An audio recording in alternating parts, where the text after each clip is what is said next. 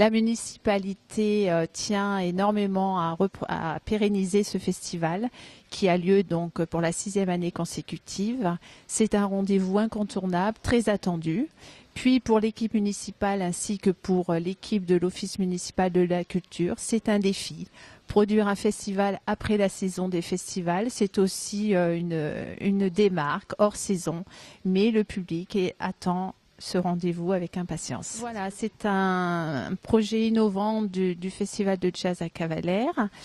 En mise en bouche, en début de soirée, sont proposés des concerts gratuits qui ont lieu sur l'esplanade Saint-Estelle.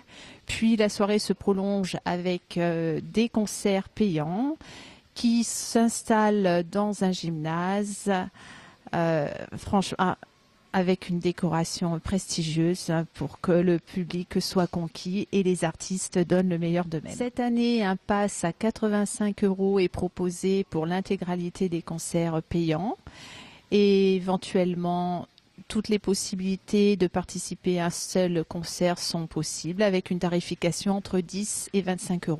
La billetterie est ouverte en ligne cette année et éventuellement le public peut se rendre à l'Office municipal de la culture pour réserver ses places. Alors on va commencer avec Jean-Paul Darroux sur des notes très modernes, contemporaines, sur un quartet très balancé au piano, avec des belles ballades. Et puis on va continuer avec le premier prix du tremplin de jazz, le jeudi après-midi, et le jeudi soir, soirée de gala, bien sûr, avec notre marraine, Lisa Simone. Bon là, bien sûr, la voix suave, et puis les années qu'on va évoquer, ce sont les années 90, 80. Et puis on va aussi travailler avec elle sur tout ce qui est composition personnelle. Donc je pense que ce sera un beau mélange. Et puis le lendemain, on a un bel hommage à Louise Prima qu'on attendait depuis longtemps.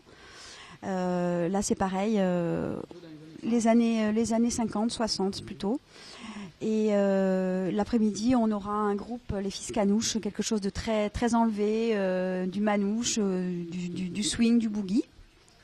L'après-midi du samedi, on a Robin Bennett. Alors là, c'est le charme des voix américaines. Et pour finir, le samedi soir, sur des notes beaucoup plus battantes de hard bop, avec un merveilleux batteur, Mourad Benhamou. Et puis qui était déjà venu sur un groupe, Julien Brunto et Nicole Rochelle, il y a 2 ans, qu'on avait remarqué et qu'on a absolument voulu refaire venir avec son groupe. Et puis dimanche matin, on fera le tour de la ville comme d'habitude. On va déambuler façon New Orleans dans Cavalère. Et le soir, on va replonger dans les années 30, 40 avec les Poupini Sisters, qui sont de merveilleuses copies des Andrew Sisters, qui vont rebalayer tout ce répertoire, ainsi que des reprises de choses beaucoup plus contemporaines, type Kate Bush, Blondie. Voilà, je pense qu'on va bien s'amuser au festival cette année encore.